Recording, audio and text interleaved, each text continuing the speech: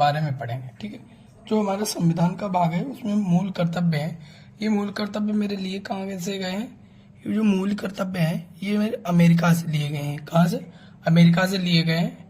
ठीक है, तो ये मेरे संविधान में इन्हें जोड़ा गया। तो इनके मूल कर्तव्य होते क्या है, इसके बारे में हम जानकारी प्राप्त करेंगे। देखो, 1976 में मूल कर्तव्यों को संविधान में जोड़ा। इन्हें कब जोड़ा गया?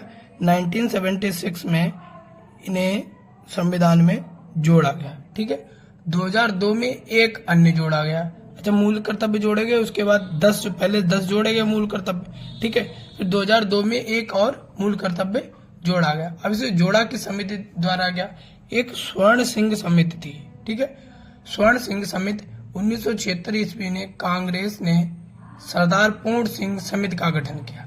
जैसे कांग्रेस ने 1976 में एक समिति का गठन किया था सरदार पूर्ण सिंह के नाम से, जिसे राष्ट्रीय आपातकाल के दौरान 1975 से 77 तक मूल कर्तव्य एवं उनकी आवश्यकता संबंधी संस्कृति थी। ठीक है, इसमें क्या था, जो सरदार पूर्ण सिंह समिति की थी, ये आपातकाल के दौरान 1975 से 1977 तक मूल कर्तव्य एवं उनकी आवश्यकता संबंधी संस्तुति थी। ठीक है, यद्यपि स्वर्ण सिंह समिति ने संविधान में 8 मूल कर्तव्यों को जोड़ने का सुझाव दिया था।